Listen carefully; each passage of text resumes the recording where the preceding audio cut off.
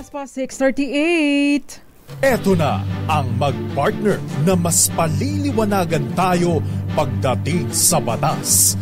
Mga payo ng mga abogado, mga usaping abogado na mas malinaw na pag-uusapan para mas maintindihan natin. Kumpanyera ng Bayan, si Attorney Rina Seco at ang Panyera ng Bayan, si Attorney Cam, Cheryl Adami Molina. Dos Kumpanieras sa DZRH Radio, DZRH TV at DZRH Online. Bago mo kasuhan, bago ka pumirma, bago ka makipagkasundo, makinig muna sa Dos Kumpanieras. Dos Kumpanieras. Magandang gabi Pilipinas, ito pa ang programang Dos Kumpanieras. At kami po ang inyong mga nakakasama tonight, ang mga panyera ng bayan. Ako po si Attorney Rina Seco. Ako naman po si Attorney Cam. Tuloy-tuloy sa pagbabalita. Tuloy-tuloy sa serbisyo. Sama-sama tayo, Pilipino. Dos Kumpanieras. Tanggalin mo na yan jacket mo, Attorney Cam. Ang lamig eh. Para na i-expose naman yung ganda ng shirt mo. Oo nga eh. Yabang lang po kami. Oh. Kumusta po kayo ngayong napakainit na panahon? Actually, Attorney Cam, kanina may parang medyo kumulimlim. Pero napakaalinsangan. At kahapon din, di ba umulan kahapon? Pero maalinsangan pa din. No, walang epekto yung pag-ulan. Siguro, pinalabas lang ng gusto yung init. Pero just the same, no? Yun pong mga kababayan natin. Mag-ingat po kayo ha. Napakainit ng panahon. Always hydrate. Ayan. Attorney Cam, batiin naman yung ating mga tagapakinig dyan. Uy, sa mga nanonood po sa atin ngayon, magandang gabi po. Ngayon po ay Thank God It's Friday! At syempre, Attorney Cam, no? Thank God it's Friday na meron tayong mga bonus. Hindi bonus na pera, pero padala mula sa ating listeners. Yan. Maraming salamat sa patsaa, Miss Gael Enriquez. Oo nga, binigyan tayo ng patsaa. Malamig na tsaa. Thank you very much. Na-appreciate namin. Actually, you don't have to send anything. Sapat na po sa amin na kayo ay regular na nakikinig sa ating mga talakayan gabi-gabi. Dos Kumpanieras. Ngayong, Attorney Cam. Magandang gabi po. Sabi ni Irene Almodovar sa Dos Kumpanieras. Si Kenneth Arevalo din, Laging nanonood yan sa atin, Siyempre, nag-PPA yan sa atin. Oo. Tsaka si Gael.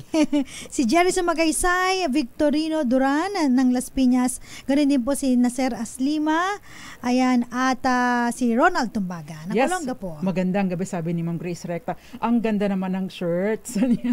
Yan. Maraming salamat po. Gedong Eduardo Narvaez. Gayon din si Eva Duques. Si Ligaya o Okes bang basa doon. Magandang gabi po sa inyo, Ma'am Joy. Gayon din kay Renato C. sa Quezon City. Si Josephine Garimbao sa Michigan at maraming iba pa. Magandang gabi po sa inyo. Si Mami Belen Rivera at si maraming pang iba. Magandang gabi sa inyo. Attorney Cam. Eto, syempre, gusto ko lang din batiin po yung mga nanonood sa DZRH News Television. Ayan, kasi kanina yung binati natin sa DZRH News. Ganon din po yung mga nakatutok sa DZRH Dos Kumpanieras Facebook page. Sa mga gusto pong sumali sa ating Malakas online promo, ayan, mag-abang lang po kayo dahil mamaya sasabihin ni Panyera kung ano po ang ating Malakas question. Ako ay umaangat, Attorney Cam. Lumalayo ako para ipakita. Kaya lang nakikita yung bilbil ko eh. May nakalagay. Ayan, yan po, DZRH 85. Diba? Maraming salamat po sa mga magagandang words na binabanggit ninyo. Magandang gabi sa Daddy Roel Resha, Herminio Villaluz, gayon din kay Frodo de Chihuahua at Michael Bay, si Ray Mendoza, Pancho Sabordo Jr. at Ador Cortez dyan sa Bulacan. Maraming iba pa nanonood sa atin. Vicky Talantor, magandang gabi sa inyo dyan sa Antique at syempre Herminia Albuna. Gayon din si Marites Liado at Jason Abulencia. Attorney Cam, ngayong gabi, ito mga nagdaang gabi, tinlalakay natin ay may koneksyon sa mga krimen. No? O kaya naman ay mga civil at tungkol sa civil liability. But tonight, maiba naman tayo dahil I'm sure na miss ng ating mga kababayan ang property problems. Pero hindi po problema ang tatalakayin natin tonight.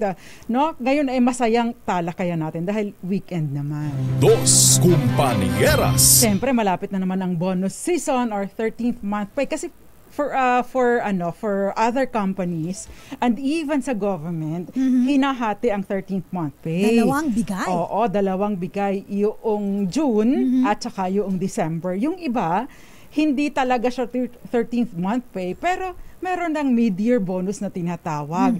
Pagkatapos full na natatanggap yung 13th month pay kada Desyembre. Ngayon, para po sa mga gustong mag-invest at kasi marami na rin sa ating mga kababayan, unti-unti nang nakaka-recover mula sa matinding epekto ng pandemya, nag-i-invest na. Investment season na ulit ngayon. Kaya naman, ang ating tatalakayin po tonight, mga kailangan, kung bibili o kaya naman ay magbibenta ng property. Medyo bitin yung mga kailangan kasi pwede itong dokumento at yung iba pang mga paghahanda to make sure na yung transaction ninyo ay hindi kayo magogoyo o maloloko. Dos Compañeras. Ayan. At syempre, meron po tayong DZRH Malakas promo tonight, Attorney Cam. Oo, ang ating question ngayon, kailan dapat bayaran ng capital gains tax para hindi magbayad ng penalty? Yes, kasi di ba napakalaki ng penalty, Attorney Cam. Merong penalties and surcharges. Ayan. May kalakihan po ito, kaya titiyakin natin na ma-remind para at least maplano po ninyo kung kayo ay bibili ng property, maplano din po ninyo ang pagbabayad ng inyong capital gains tax at mas makapag-strategize kayo. Dos Compañeras. Kaya Admiral Toto Goles, pag kailangan nyo po ng mag-aasikaso ng mga dokumento sa mga binibili ninyong properties, alam nyo na. Alam na this. Alam na this. Diba? Kasi ano nga ba yung mga kailangan po ninyo? Maliban sa pera, kung ikaw ang bibili at kung ikaw naman ay seller, kung property, dalawa lang kasi Attorney Cam, pera at property. Magpapalitan kayo. Kung ikaw ang buyer, dapat may pera ka. Kung ikaw ang seller, dapat may property ka na ibibenta. Kasi anong ibibenta mo kung wala kang property? Which goes without saying, kung ang nagbibenta po sa inyo ng property ay hindi siya yung nandoon na pangalan sa titulo ng property, hihingan po dapat natin ng proper documents. Dos Compañeras. Ano nga ba ito? Yan po at iba pa ang ating tatalakayin tonight. Again, magandang gabi po sa inyo. Violeta Montecalvo Zambrano, gayon din Ramel Maluto from Guimaras. At syempre, Ngoyong Montes, Marina Cruzado Fababaer, at maraming iba pa. Si Danilo Yap, magandang gabi po sa inyo. At Maricor Angeles, magandang gabi po sa inyo. Eli Abanto, super suki mo ito, super fan mo itong si Eli Abanto, Attorney Cam. Hi, Sir Eli. Taga Labo Camarines Norte. Magandang gabi po sa inyo. At syempre ang mga taga Antique, mga taga Guimaras, mga taga Davao, Sultan Kudarat at Negros, magandang gabi po sa inyo. Dos Compañeras. Good morning, good afternoon, good evening, and good night. At magbabalik pa ang programang Dos Compañeras. Ilan po muna mga paalala na kakasama pa rin po ninyo ang mga panyera ng bayan. Ako pa si Attorney Rina Seco. Ako naman po si Attorney Cam. Dito lang po sa Dos Compañeras. Dos Compañeras. Dos Compañeras po, dito lang sa DZRH at kasama pa rin ang mga panyera ng bayan. Ako pa si Attorney Rina Seco. Ako naman po si Attorney Cam. At tinatalakay po natin mga basic lang pero mahalagang malaman kung sakaling bibili tayo ng property o kaya tayo ang nagbibenta ng property. Dos Compañeras. At syempre, maganda pong malaman din ninyo na bukas, next week, merong good news, Attorney Cam. Syempre. Dahil namumuro ang malakihang tapyas presyo sa mga produktong petrolyo sa susunod po na linggo. Batay sa 4 na araw na kalakalan, tinataya ng oil industry sources na maglalaro sa 2 piso hanggang 2.25 ang rollback sa kada litro ng gasolina. Posible naman po na magmura sa 50 hanggang 85 centavos sa kada litro ng diesel at 90 centavos hanggang 1 peso sa kerosene. Maari pang magbago ang price adjustment dahil may isang araw pang trading. Ayan. So mag-good news pa din yan, Attorney Cam. Dos Compañeras. Anyway, balik po tayo sa ating talakayan patungkol dun sa mga kailangan nating malaman, kung tayo ay bibili na o kaya magbibenta ng property. Siyempre, pag-iisipan natin, ano ba yung mga dokumento, saan ba ako mag-i-start? Yes, oo, napakahalaga kasi nito, Attorney Cam.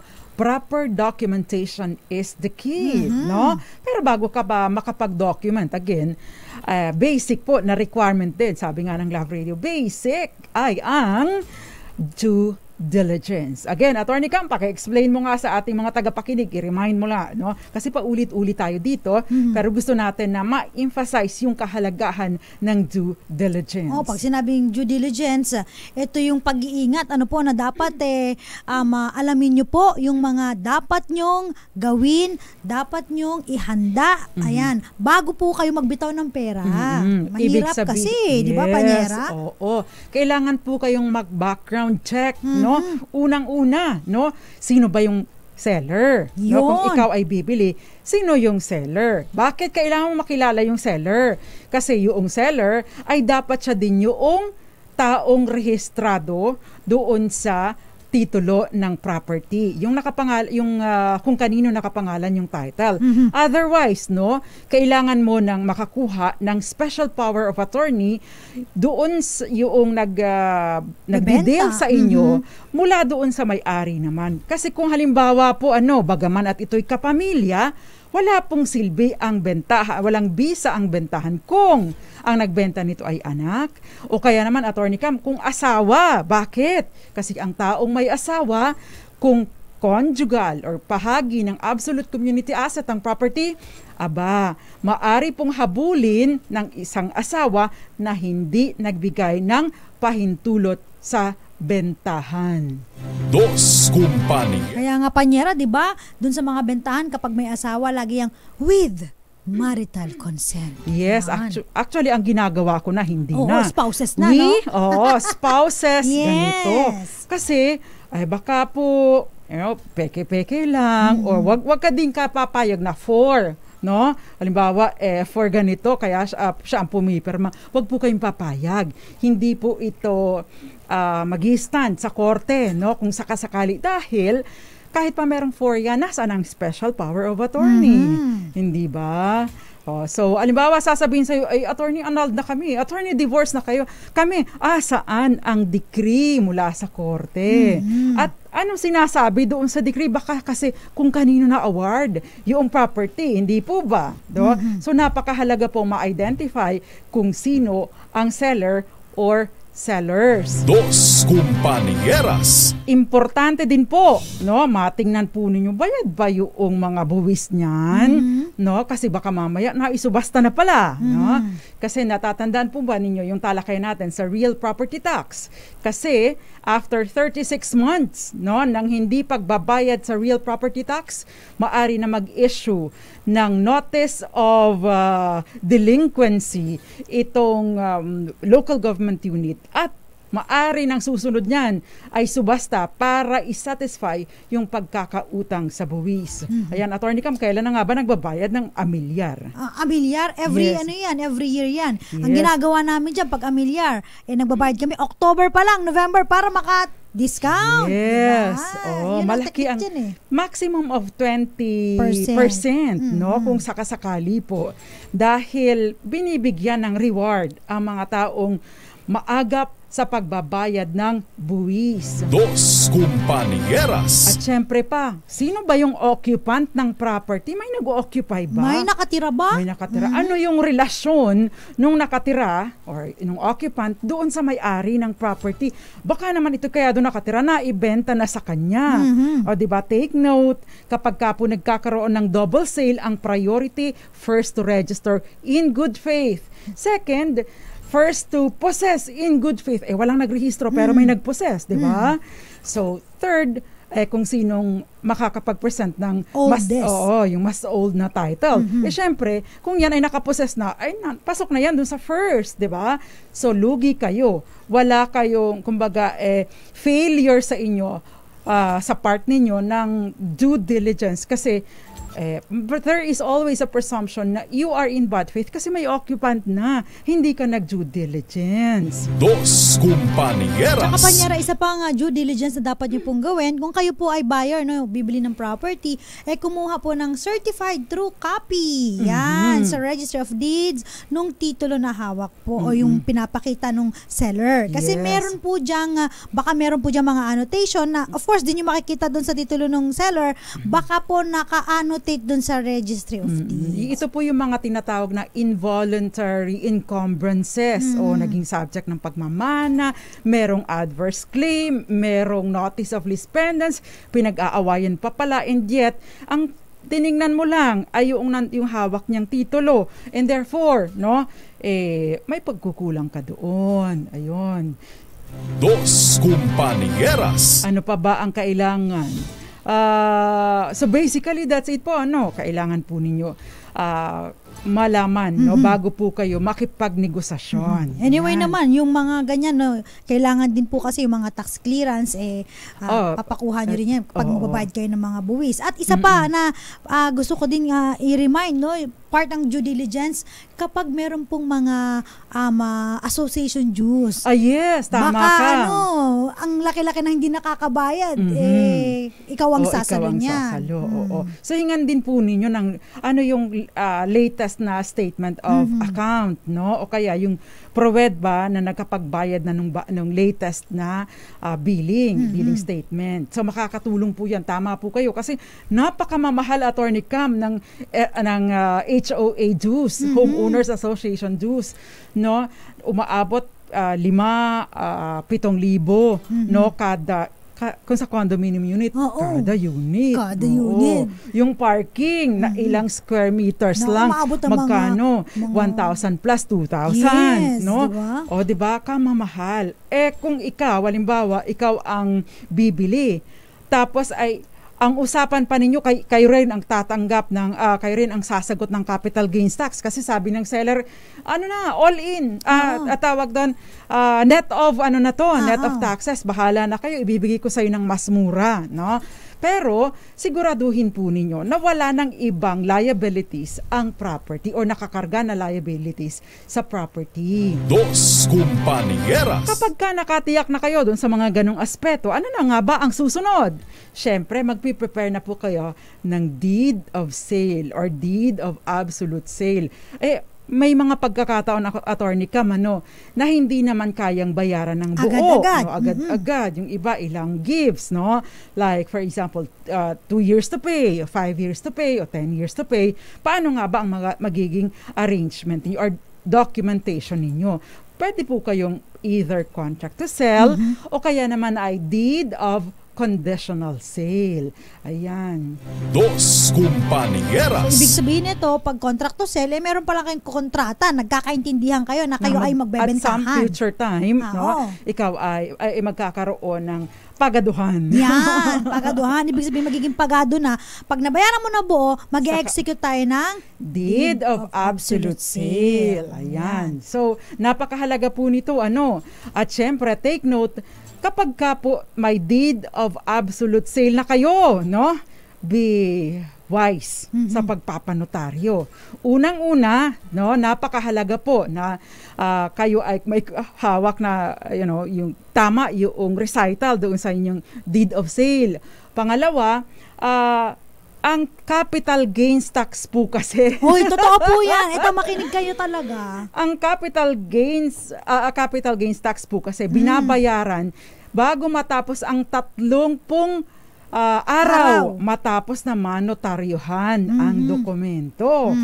Sasabihin mo, attorney, ayoko pa po munang panotaryuhan, saka na wala pa kaming pera. Ay paano naman kapag ka po namatay, yung nagbenta sa inyo? Wala. Dos Compañeras. Wala kayong problema kung ang namatay ay ang tawag doon, yung buyer, hindi masyadong issue kapag kayong buyer ang namatay kasi yung mga heirs, walang problema basta nakapirma na.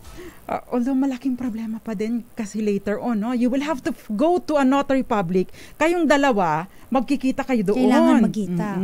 Paano pag may namatay na, hindi ito inunotaryo. Maari kayo mag-request lang na, mag-execute po tayo ng bagong deed of sale. Yes. Paano kung sabihin sa'yo na, dagdagan mo bayad mo?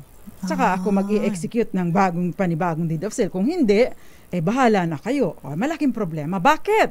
Kasi para po mairehistro o mailipat ang titulo ng property sa inyong pangalan o sa pangalan ng buyer, napakahalaga na kayo ay merong registrable document. At ang isang document nagiging registrable kung, Attorney Cam, ito ay in public instrument. Yes. Ibig sabihin, notaryado ng isang legit na notary public. Dos Compañeras. Ngayon, again, kailangan pong mabayaran ang capital gains tax sa loob ng 30 araw matapos ang notaryo. Yes. Doon talaga tinitignan yun lumagpas ka na. Oo. Ang capital gains tax, Attorney Cam, ay 6% of the total value. Malaki-laki. So kung halimbawa 1,000,000 ang property mo, magkano ang babayaran mo doon? 60,000 pesos. Wait, there is more. Kala mo yun lang ang babayaran, Meron pa pong babayaran na documentary stamp tax. Kailan naman ito binabayaran? No? Ang documentary stamp tax ay binabayaran bago or on or before. Ibig sabihin bago o on that 5th day of the following month, no? Sa kasunod na buwan mula nang kayo ay nagkanotaryuhan. Ang problema diyan, Panyera, kapag halimbawa nagnotaryo ka 30, within 5 days kailangan bayaran mo na. Kaya mag-strategize ka. Tama. Auno ka magpanotaryo. Siguraduhin mo lang na sa pagpapanotaryo, buhay kayong dalawa. Dos Compañeras. Ay, ang dami nyo na nalalaman tips sa amin. Kasi yan, yung mga nalalaman po namin yan, yung mga iba po, nararanasan nila yan. Na, ba't ang laki ng penalty? Yes. Bakit ganito? Kasi po, ganito po yung may due date po yan. Pag lumagpas, may bayad. Yes, napakalaki po ng binabayaran, no? Kaya nga po, no, hina-highlight namin yung fact na kailan ba dapat ito mabayaran? Magkano ba yung documentary stamp tax? 1.5% of the total purchase price. Malaki-laki din. Diba? So, 6 plus 1.5, that's 7.5%. Marami pang ibang mga gastusin sa local government, sa local government at sa register of deeds. Dos Compañeras. Sabi naman nila, hay nako, pag naman, may property na bibilin, ang dami-dami namang mga gagastusin, tsaka mga requirements. Ganun po talaga. Iniingatan. Tsaka, gobyerno pa, maloko nyo. Eto ngang bago, di ba? Eto na lang, maisingit ko na lang po, alam ko yan. Yung merong mga resibo dyan, no? Yun pong BIR Revenue Ruling Number 7 Series of 2004, no? 2024. Sinasabi po doon na yung mga hindi na requirement ngayon ng official receipt or OR, Attorney Cam, yung mga resibo mo, i-stamp mo na yon ng, halimbawa kung ikaw, for example, sa amin po mga abogado, service invoice, papalitan na lang ng invoice o kaya sales invoice kung bentahan ang inyong negosyo, no? Pero magagamit mo lang yan hanggang katapusan ng taon. Ibig sabihin, kukuha ka ulit ng authority to print mula sa BIR at magpapa-imprenta ka ulit at sayang na, pangbalot na lang ng daing yung existing. Meron pa akong mahigit 4 at kalahating booklets, Attorney Cam. Yan ang problema na si Attorney Cam meron pang 9 na booklets. Ang dami! Dos Compañeras. Ay, nako. Bakit ba pinahihirapan yung mga nagbabayad ng buwis? Diba? BIR naman. Sabi ito para daw sa ease of paying taxes. Anong ease doon? Diba? Sana pinaubos nyo man lang yung mga existing namin. Kasi mahal din na magpa-imprenta, diba? Hindi ka rin basta-basta makapagpag-imprenta. True. Para makakuha ka rin ng authority to print. Magbabayad ka din ulit sa BIR. Dos Compañeras. Anyway, now, ano pa yung mga kailangan nyo? Pagka nga po pala kayo ay nakapagpanotaryo na at nakapagbayad, pwede po kayo, kung hindi pa kayo o hindi pa sapat ang inyong pera, ipa-annotate nyo na lang muna, no? Ipa-register po ninyo yung bentahan ninyo. Saan? sa Register of Deeds. Yun pong likod na bahagi ng deed of sale, ng title ng property, kaya ay TCT or Condominium Certificate of Title. Sa likod niyan, ipa-annotate po ninyo na nagkaroon na ng bentahan na nabili na ni Cheryl Adami Molina. Ang property na ito, naka-annotate na dun sa likod. At syempre, magsasubmit po kayo doon ng kopya ng inyong deed of sale. Dos Compañeras. Ngayon, may pagkakataon po sa inyong usapan na si buyer, no? Kasi po ang nagbabayad po talaga, kasi meron ng question dito, Attorney Cam, sino ba dapat ang nagbabayad ng capital gains tax? Sino po ba ang kumita sa transaksyon? Ang kumita sa transaksyon hindi yung bumili. Bakit? Yung bumili sa pa yung kikita pag binenta niya ulit, pag nag-gain na ang value ng property. Sa transaksyon ng bentahan, ang deemed na kumikita ay ito pong nagbenta dahil sa kanya ang pera napunta. Seller. Sa seller, no? Ngayon, may usapan minsan na, sige na, malinis na yung mapupunta sa akin. O 1 milyon sa akin, tapos bahala ka na sa lahat. Taxes, capital gains tax, documentary stamp tax, transfer taxes, lahat. Kaya bahala ka na doon. Paano ngayon? Kasi ang i-entertain po ng BIR ay yun pong seller dahil siya under sa normal na proseso, siya ang kumita. Kaya naman, yun pong deed of sale ninyo, samahan nyo na po ng stipulation doon na si seller ay kinukonstitute si buyer bilang kanyang attorney in fact na mag-process na noong capital gains tax and other kung anumang bayarin sa transaksyon sa BIR at mag-claim, no, o kumuha ng e-car or Attorney Cam, e-car. Yun po electronic certificate authorizing registration. Dos Compañeras. So ibig pong sabihin kasi si seller pag nakuha na niya yan yung pera, wala na. Ay, wala na yan. Bahala ka na dyan. Problema mo na yung buyer. Problema. Kaya mas maganda po na ilagay na ninyo doon sa inyong dokumento para hindi na kayo mahirapan pa at iisang dokumento na lang because for sure, ikaw din naman ang magpapanotaryo, wag mo nang i-separate na document na meron kang deed of sale, meron ka pang special power of attorney, dalawa ang ipapanotaryo mo, hindi ba? Wag nang ganon, isama nyo na po sa inyong deed of absolute sale. Dos Compañeras. Para tipid sa notaryo. Magkano ba yung notaryo, Attorney Cam? Naku, medyo may pagkamahal yun, di ba, Panyera? 0.5% hanggang 2%. Depende po sa abogado. Yan. At depende, syempre, sa value ng property. Kaya po napakahalaga yung planning pagdating sa finances para hindi po naman kayo malagay sa alanganin sakaling may mangyari sa seller o kaya naman po ay sakaling biglang umalis na si seller dahil ng ibang bansa na or kung ano man, magtago na si seller dahil wanted pala ng batas. Dos Compañeras. So, ano pa ba? Next question, Attorney Cam. Before we proceed, magbasa nga muna tayo ng mga messages mula sa ating tagapakinig. Paano po yung titulo galing sa mapangahas na sanlaan like hindi matubos dahil sa laki ng tubo? Ayan, Attorney Cam. Titulo galing sa mapangahas na sanlaan. Anong ibig sabihin nito? Mapangahas na sanlaan? Ano ba baka ito'y na foreclose. Kasi po, kapag ka po na foreclose ang property, ay ibig pong sabihin duman ito sa foreclosure. Tapos ay halimbawa, nag-participate kayo kasi pag nag-foreclosure, nagkakaroon ng, anong tawag doon? Nagkakaroon ng auction sale, no? Ng bidding. So, yun po ang babayaran. Kaya lang kasi, hindi po ba kapag ka nagkakaroon ng foreclosure, meron pa rin pong period of redemption na 1 taon, no? So yun.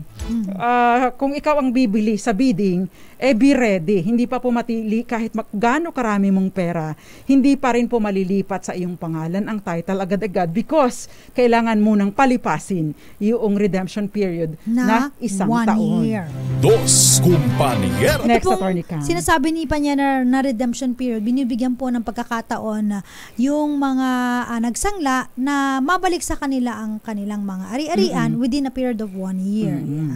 Babayaran po doon yung mga ginastos. yung original na utang and penalties at ginastos sa sangla, ginastos sa foreclosure, pati interest. Yan. Sabi naman dito, sapat na po ba ang deposit slip para mailipat ang titulo sa pangalan ko? Hindi po, no, yung deposit slip, maaaring lang to, ebidensya na kayo po ay nagbayad na, pero kailangan pa rin po, required pa rin po na kapag bentahan po ng lupa, dapat ito po ay nasusulat at para maging enforceable at syempre para mapatupad sa korte at saka para po mailipat sa inyo, mairehistro sa inyo sa pangalan ninyo ang inyong biniling property. Tama po yun, no? Although kung meron lang kayong, anong tawag doon, acknowledgement receipt o resibo, pwede naman po ninyong magamit ito sa paanong paraan, hindi pagpaparehistro, kundi pagdulog sa korte para sa specific performance, para saan, no?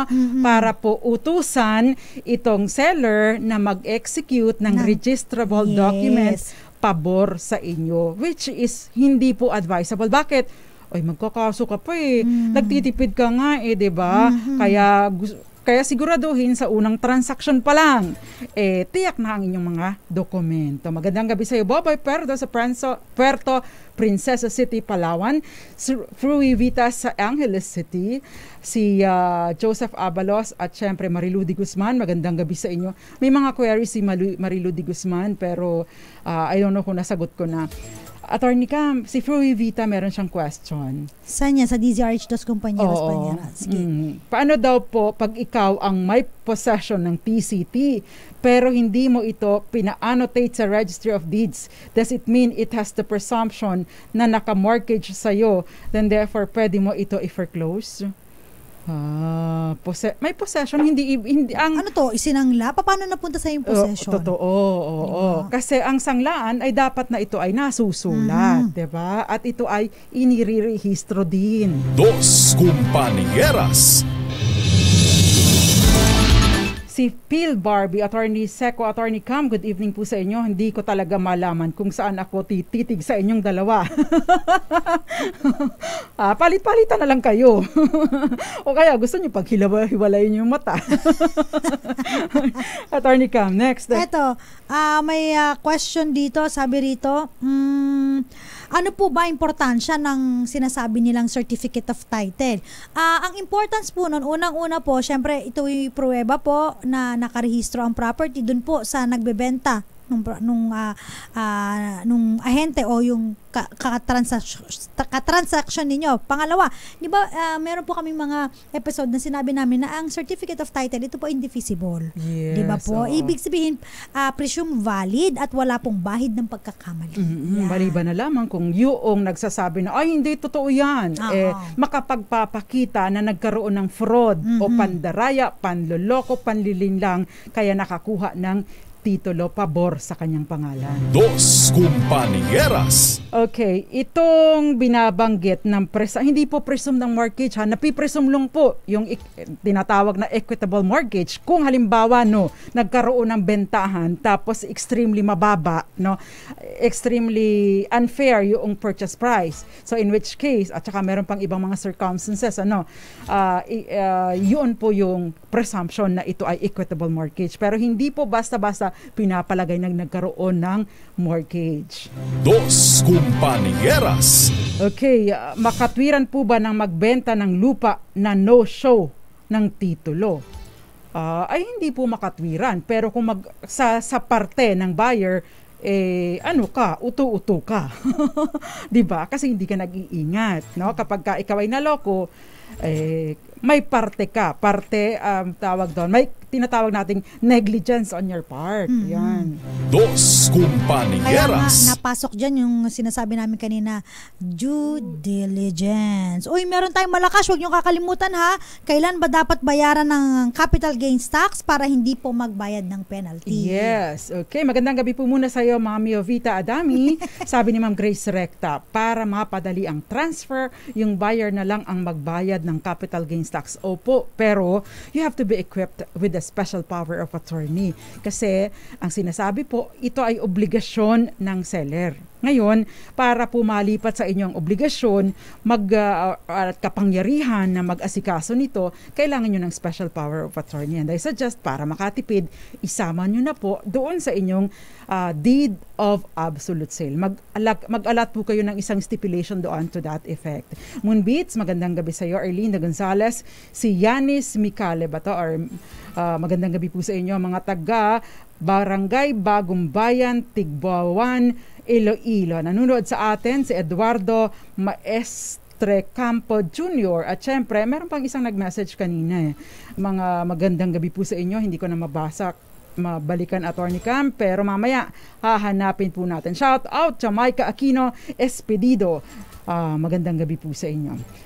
Attorney Cam, may iba pa? Ito, magandang gabi po kay Vernilio Shanoza. Ayan, nanonood sila ng kanyang asawa dyan po sa may Negros Occidental. Happy weekend, sabi niya.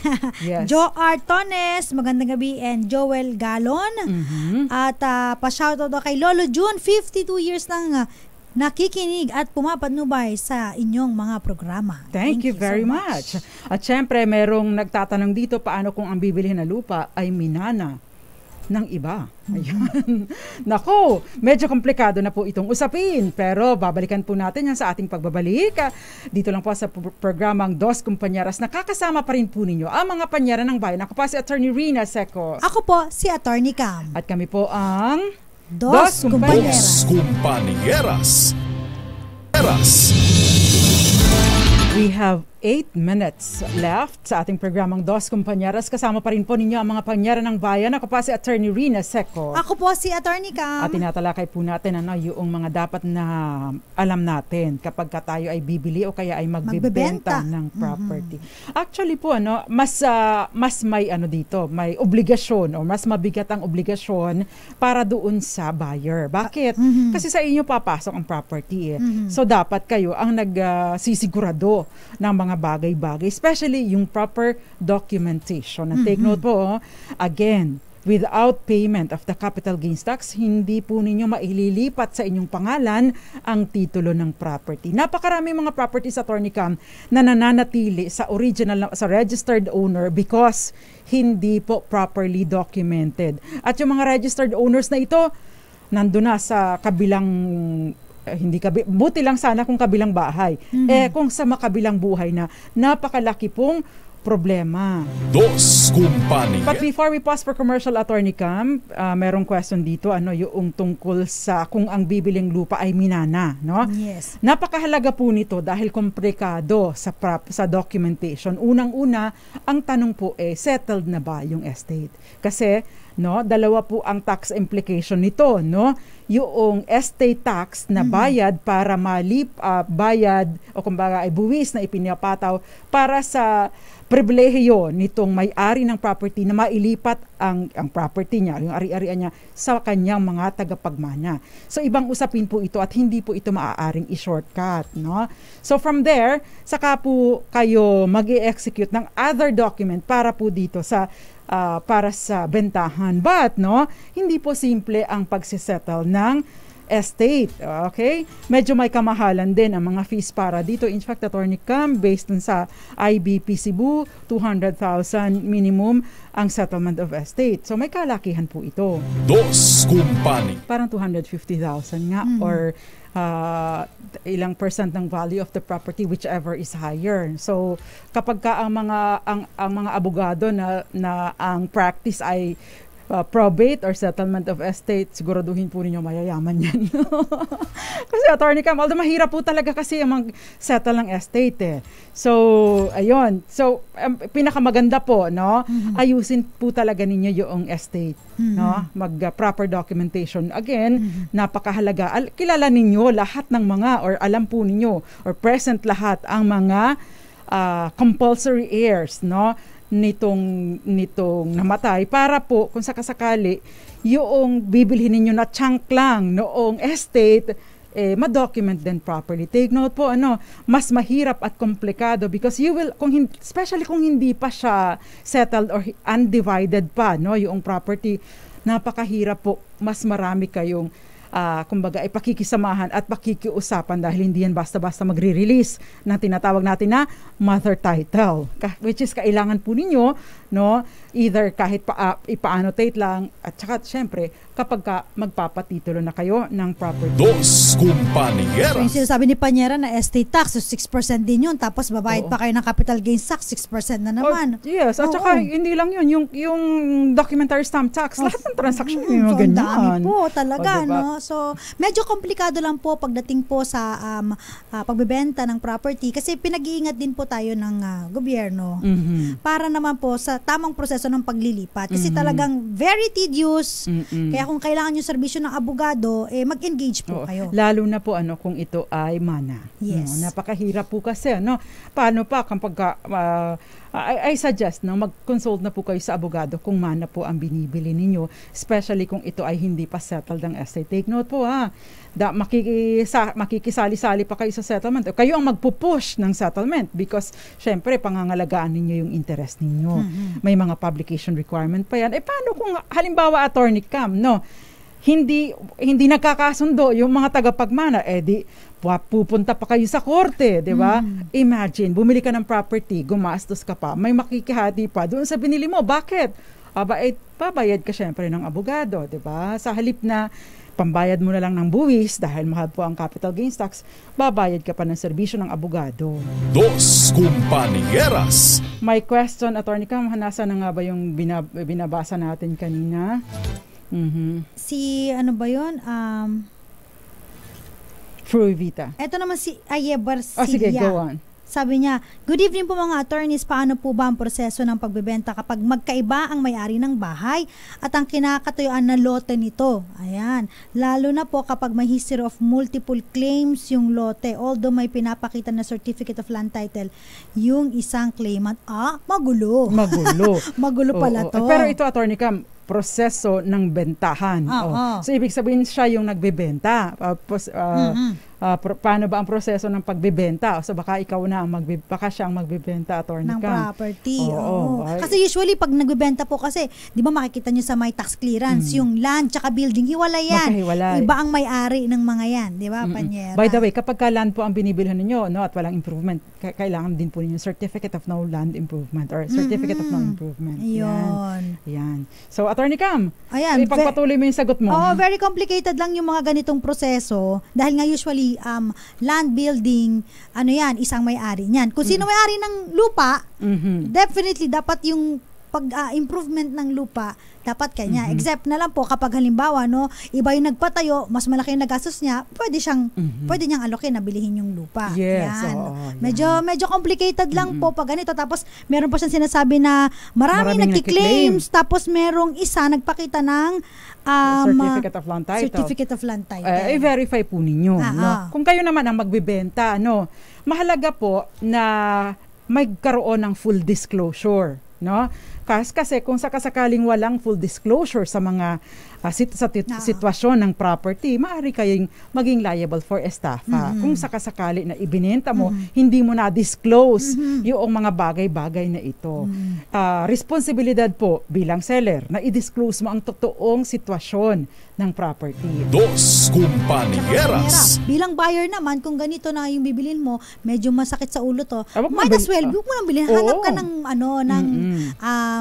maayos yung mga papers, yung mga documents. Kasi at the end of the day, pag nabigay mo yung pera, bahala ka na dyan. Wala na silang care sa'yo. Yes, totoo. Si Michael Kembao, para saan daw ba ang contract to sell ng lupa? Contract to sell, kapag po kayo magkakasundo na magbebentahan kayo, pero hindi pa kayo nagbabayad ng pagado. Ng full. Oo. Parang kagaya din yan ng deed of conditional sale, na kapag ka na pagado na, saka pa lang mag-e-execute ng deed of absolute sale. Dos Compañeras. Napakabilis nga naman talaga ng oras. Kaya, Attorney Cam, itong binabanggit ni Fruivita na Alicot part. Yes, yung portion lang ng property. So, as much as possible, hindi na natin kinocomplicate ang mga terminology dahil para at least mas madaling maintindihan ng ating mga tagapakinig. Attorney Cam, ang ating Malakas promo question. Ang question natin ngayong gabi kailan? Sana lang naka-microphone ka. Ang ating question ngayon ay kailan ba dapat bayaran ang capital gains tax para hindi magbayad ng penalty? Ang sagot po ay Within 30 days mula sa Attorney Cam. pagkakatatak ng notaryo or pagpapanotaryo ninyo ng instrumento Yes. ng deed of At- absolute sale. Yes. At ang winner natin tonight, Attorney Cam. Ay, ako pala yun. Ikaw ang pipili. Ako nga pala ang nakatoka ngayon. Okay. Congratulations sa iyo. Ito, winner natin. Sabi niya, within 30 days ng notaryo. Ito naman ay taga Cavite. Congratulations sa iyo, Herminia Albuna. Dos Compañeras. Ngayong weekend po ang pagpapadala ng mga premyo. Nakasama po ninyo tonight ang ating nag-online PA ni Kenneth Arevalo, nag-assist sa Attorney Cam, tsaka si Binibining Gael Enriquez. Magandang gabi sa inyo dyan sa Hong Kong. At syempre nakasama din po natin Norman Moraga and si Ray Taladro. At kami naman po ang mga panyera ng bayan. Ako pa si Attorney Rina Seco. Ako po, si Attorney Cam. Antabayanan po ang susunod na programang Lunas at Lunas Extension para sa mga napakahalagang impormasyon tungkol sa kalusugan. Magsama-sama po ulit tayo sa Monday, same time, same station, same channel. Kami po ang Dos Compañeras, tuloy-tuloy sa pagbabalita. Tuloy-tuloy sa serbisyo. Sama-sama tayo, Pilipina. Happy weekend! Happy weekend! Dos Compañeras.